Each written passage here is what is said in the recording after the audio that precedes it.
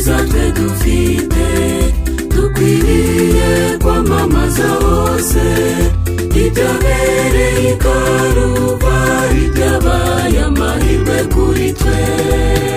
Twari kuza urupfu rw'iteka, Yesu Umwami aratugoboka, atubera umuhuza wacu n'ijuru kubera urupfu rwe. Twibuke ari mu gashyamba ka Getsemani asenga cyane, ati iki gikombe cy'indenga n'ukuri byari bikomeye, ariko aremera arababazwa, ashaka ko tubona ubugingo.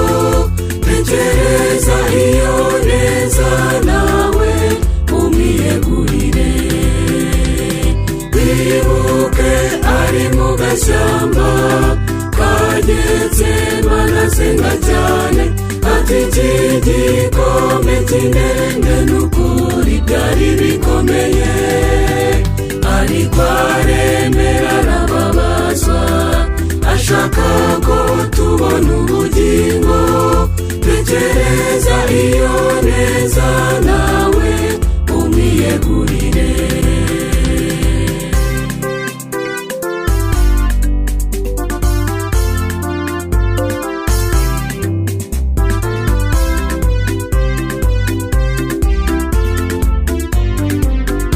Yewe ntacyo mfite nakwitura iyo negereje urwo rugamba, ibyakubayeho byose ni njyewe wari uri gushaka.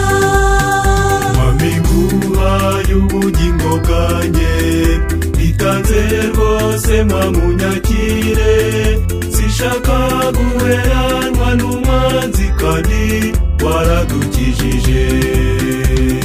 Twibuke ari mu gashyamba ka Getsemani asenga cyane, ati iki gikombe cy'indenga n'ukuri byari bikomeye, ariko aremera arababazwa, ashaka ko tubona ubugingo.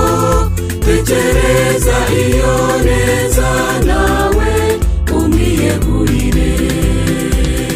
Twibuke ari mu gashyamba ka Getsemani asenga cyane, ati iki gikombe cy'indenga n'ukuri byari bikomeye, ariko aremera arababazwa, ashaka ko tubona ubugingo. Tekereza iyo neza nawe umwiyegurire.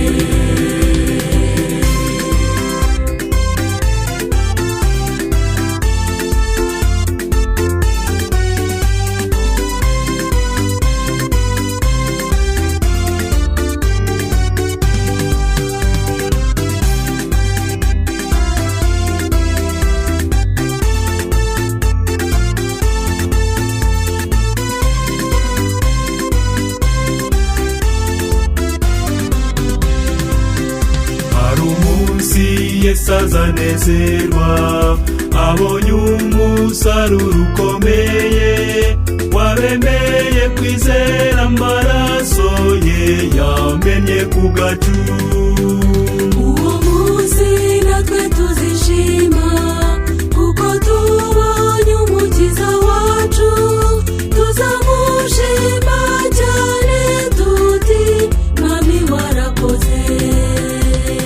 Twibuke ari mu gashyamba ka Getsemani asenga cyane, ati iki gikombe cy'indenga n'ukuri byari bikomeye, ariko aremera arababazwa, ashaka ko tubona ubugingo. Tekereza iyo neza nawe umwiyegurire. Twibuke ari mu gashyamba ka Getsemani asenga cyane, ati iki gikombe cy'indenga n'ukuri byari bikomeye, ariko aremera